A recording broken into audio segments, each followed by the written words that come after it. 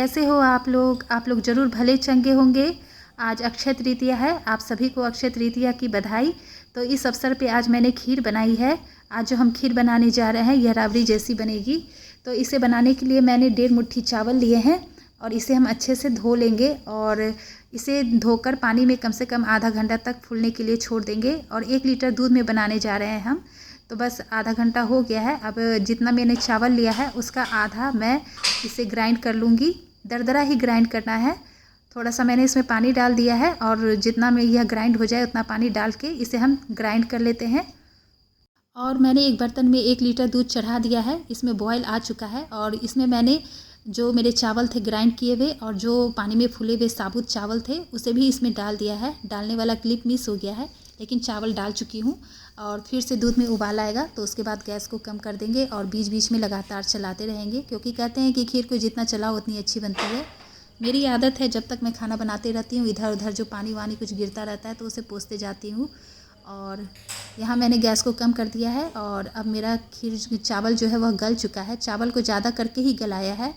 और यहाँ मेरा दूध भी गाढ़ा हो गया है। ठंडा होने के बाद यह और गाढ़ा हो जाएगा, क्योंकि बुलबुले गाढ़े गाढ़े से बुलबुले उठ रहे हैं और खद खद की आवाज़ हो रही है, तो यह खदकने लगा है, गाढ़ा हो गया है।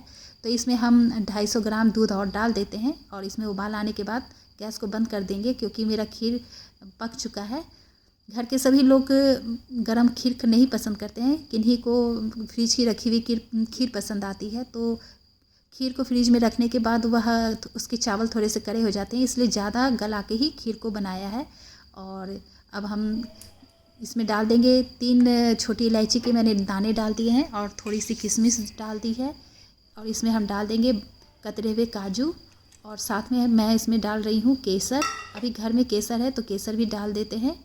और इसमें मैं मीठा के लिए डाल रही हूँ बूरा या गुड़ डालती हूँ, तो अभी गुड़ नहीं है इसलिए बूरा डाल दे रही हूँ। चीनी अवॉइड करती हूँ क्योंकि चीनी नहीं खाना चाहिए, हेल्थ के लिए अच्छा नहीं होता है। तो यहाँ मैं 3 बड़े चम्मच बूरा को डाल देती हूँ और इसे मिला देती हूँ और हमारा खीर तैयार हो गया। तो जिन्हें ताज़ी खीर पसंद है वह अभी खा लेंगे और जिन्हें फ्रिज की रखी हुई खीर पसंद है वह आज खाएं या फिर कल खाएंगे, क्योंकि गुड़ या बूरा डाला हुआ खीर जो होता है ना वह बासी भी अच्छा लगता है। और जब तक खीर बन रही थी तब तक रोटी सब्जी भी इस बीच बना लिया। तो आज इस रूम की डीप क्लीनिंग का मोर्चा संभाला है। आज इस रूम की डीप क्लीनिंग करनी है और इस रूम में थोड़े से चेंजेस करने हैं, तो मैं समझ नहीं पा रही हूँ कहाँ से शुरुआत करूँ। तो सोचती हूँ कि वहाँ से शुरुआत करूँ जिस चीज़ से मेरा रोज़ का पाला पड़ता है, जैसे ये डब्बे हैं या कॉपी किताब है। इसे रोज़ मुझे लगभग हर रोज़ मुझे इसे ठीक करना पड़ता है। कभी कॉपी किताब इधर रहते हैं, कभी उधर रहते हैं, कभी बिस्तर पे रहते हैं, तो इसे मुझे उठा उठा के जगह पे रखने होते हैं। और यह डब्बा है तो इस सब की भी मुझे, इस टेबल की भी डेली सफाई करनी पड़ती है, डस्टिंग क्लीनिंग करनी पड़ती है। तो बस यहीं से शुरुआत कर रही हूँ। तो टेबल पर जो किताब कॉपी थे उन्हें अलग करके इस जगह साइड वाले जगह पे रख दिया है। और टेबल पे जो डब्बे हैं, कुछ रैम्बो के सप्लीमेंट्स है, उस पर कुछ जित्ते के सप्लीमेंट्स है और कुछ उसके कॉस्मेटिक्स के सामान है। जैसे एक तो उसका माउथ वॉश है, एक ड्यू है और यह कॉपी किताब है। तो इसको क्लासिफाई कर लिया, जो उसके अभी के काम की किताब कॉपी है उसे एक तरफ कर लिया और जो पिछले क्लास की किताब है जो उसे अपने ही उसके यूज़ में आने वाले हैं तो उसे एक तरफ कर लिया है। तो इस तरह से 3 खाने में किताब कॉपी को 3 रैक करके लगा दिया है। और यहाँ वह ब्रश को रूम में ही रखता है, उसे बाथरूम में ब्रश रखना पसंद नहीं आता है, तो रूम में ही एक कप में वह ब्रश जिभ पेस्ट रखे रहता है। और बस उस टेबल पर जितने भी सामान थे उसे इस साइड वाले मेज पर शिफ्ट कर दिया है। और इस टेबल के नीचे कुछ वेट रखे हुए हैं, यह जितने के हैं जिम के सामान है। तो कुछ 5 किलो का है, कुछ 2.5 किलो का है और कुछ डंबल है। यह जो है यह डंबल है, तो ऐसे 2 हैं और 5 किलो वेट के भी डंबल हैं। तो वह जिम करता है। जिम तो वैसे वो जाता ही है, लेकिन कभी कभी कोरोना की वजह से जिम बंद हो जाता है तो घर में ही करता है। तो इस वजह से वह घर में भी जिम का सामान रखता है। तो इसमें बहुत सारे धूल बैठे हुए हैं, ये अंदर रहते हैं तो रोज़ इसमें डस्टिंग क्लीनिंग इसके नहीं हाथ पहुंच पाता है, तो झाड़ू भी सही से नहीं लग पाता है। तो जब सारे वेट को हटाए तो नीचे से कचरा निकला, क्योंकि रैम्बो के बाल हैं, रैम्बो के बाल उड़ उड़ के इसके बीच में फंसे हुए थे, अंदर भी फंसे हुए थे। तो उसे निकाला और टेबल में के साइड में भी कुछ गंदगी सी, कुछ दाग वाग लगा हुआ था तो उसे भी पोंछ लिया। इन्हें पोंछने के लिए मैं एक कंबल का टुकड़ा ले ली हूँ। मैंने बताया कि कंबल के टुकड़े से अगर आप किसी चीज़ को पोंछते हैं ना तो बहुत आसानी से वो पोंछा जाता है और एक के बजाय आप 4 चीज़ पोंछने लग जाओगे। बहुत अच्छा रहता है, कभी आप पोंछ के देखना। तो बस इसके बाद मैं झाड़ू लगा रही हूँ।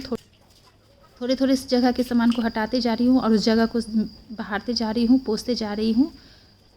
और 3 दिन पहले जो आंधी चली है ना उसके बाद से टेम्परेचर गिरा है, लेकिन उसके बाद से तेज़ हवाएं चल रही है। लू जैसी हवा नहीं रहती है, हवा में ठंडापन रहता है, मॉइस्चर रहता है, तो धूल भी बहुत आ रहे हैं। तो इस वजह से ज़्यादा ही आज साफ़ करो फिर शाम तक उस पर धूल बैठ जाता है, ऐसी स्थिति हो रखी है। और यह जिते का बेंच है, इस पर यह जिम करता है। तो यह बेंच पहले बीच में लगा हुआ था, अब इसे उस दीवार की तरफ लगा दिया है। और फिर यह टेबल को मुझे इस तरफ रखना है। यह जो बालकनी का दरवाज़ा है इस साइड मुझे इस टेबल को रखना है, क्योंकि यहाँ पे मैं नीटिंग का वीडियो बनाऊँगी और बालकनी से अच्छी रोशनी आती है, शाम तक भी अच्छी रोशनी आती है इस जगह से, क्योंकि यह पश्चिम की तरफ है और सूर्यास्त के बाद भी इधर से अच्छी रोशनी आती रहती है। क्योंकि मुझे अक्सर लेट हो जाता है नीटिंग का वीडियो बनाने में, तो शाम होता है तो अगर किसी रूम में जाऊं बनाने या फिर आगे वाला बालकनी में बनाओ तो वहाँ उतनी रोशनी नहीं आती है। यह पश्चिम में है तो इस तरफ पूरी रोशनी आती रहती है, तो इसलिए मुझे इस टेबल को उधर लगाना है।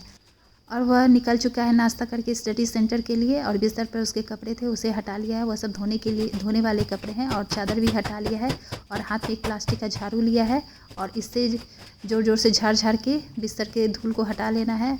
यह जो प्लास्टिक का झाड़ू है इसका इस्तेमाल गर्मी में रोज़ होता है, क्योंकि गर्मी में लू चलती है, तेज़ हवाएँ चलती है तो धूल तो इतना भर जाता है, चाहे खिड़की हो, चाहे टेबल हो या मेज़ हो, सब चीज़ पे धूल बैठ जाती है। तो एक झाड़ू हाथ में लेती हूँ और दरवाजे पे, वार्डरोब पे और खिड़की पे और हमारे बेड के सिरहाने सब जगह एक बार अच्छा से चला देती हूँ झाड़ू। और जहाँ तक हाथ जाता है ऊपर दीवारों पे झाड़ू को चला देती हूँ। और साइड में जो हमारा पर्दा का हैंगर है वहाँ पर भी जाले लग जाते हैं।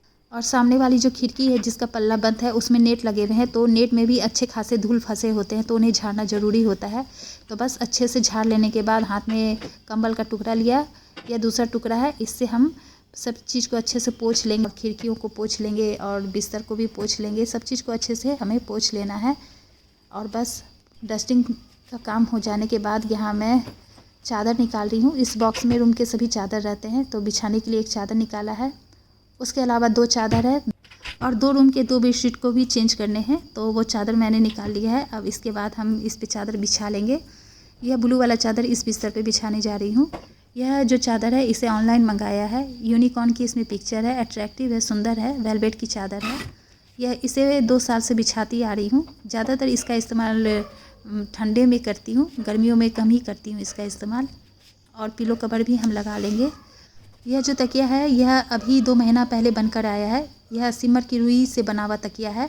इससे पहले सिंथेटिक रुई से जो का बना तकिया होता है वह सोने में कंफर्टेबल नहीं होता है, इसलिए सिमर की रुई वाला तकिया बनवाया है। तो यह सॉफ्ट होता है और आरामदायक होता है सोने में। तो बस पिलो कवर को भी लगा दिया है। और जो यह टेबल है इसे मुझे इसी जगह रखना है और इसमें लगा रही हूँ ट्राइपॉड। इसमें मोबाइल लगा के वीडियो शूट करना होता है। बस हमारा रूम कंप्लीट हो गया है। बाकी जो थोड़े बहुत सामान थे उसे भी अरेंज कर दिया है। और यहाँ पे एक सुंदर सा गुलाब का फ्लावर पॉट रख दिया है।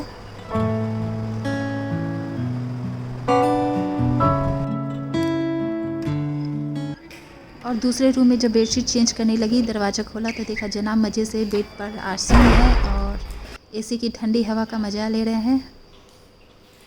और इन कामों को करने के बाद इस फ्लावर पॉट को पीछे रखने जा रही हूँ। 4-5 दिन हो गए हैं इसे अंदर रखे हुए। अब इसे धूप दिखाना ज़रूरी हो गया है, नहीं तो इसके पत्ते पीले पड़ने लगेंगे। और दूसरा जो प्लांट मैंने नया लाया था और पॉट भी जो नया लाया था, इसमें रिपोर्टिंग कर दी थी प्लांट की, और इतने दिनों में यह प्लांट, इसकी जड़ें इस मिट्टी में सेट हो गई होंगी। तो अब इसे हम अंदर रख देते हैं। और जो पुराने वाले प्लांट थे इरिका पंप, उसे बाहर रख दिया है।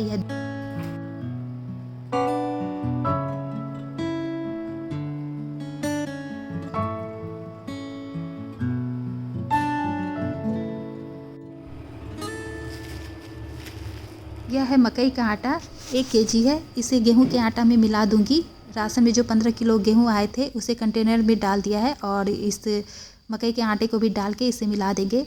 मैं अक्सर ऐसा करती हूँ, कभी मकई का आटा, कभी जौ का, कभी बाजरे का, कभी रागी का आटा मिला देती हूँ, तो बच्चे को पता भी नहीं चलता है और फिर अलग अलग तरह का अनाज खाना हो जाता है। क्योंकि कहते हैं कि एक तरह का अनाज नहीं खाना चाहिए, सिर्फ गेहूँ नहीं खाना चाहिए, सिर्फ चावल नहीं खाना चाहिए, अलग अलग अनाज खाना चाहिए। तो हमेशा मकई का रोटी नहीं बना सकते हैं, और चाहे बाजरे का या रागी का, क्योंकि बच्चे शायद नहीं खाएं, तो ऐसा ही कर देती हूँ।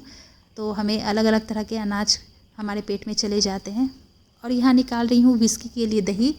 और अभिजीत स्टडी सेंटर से आया है, रात का समय है, 7:30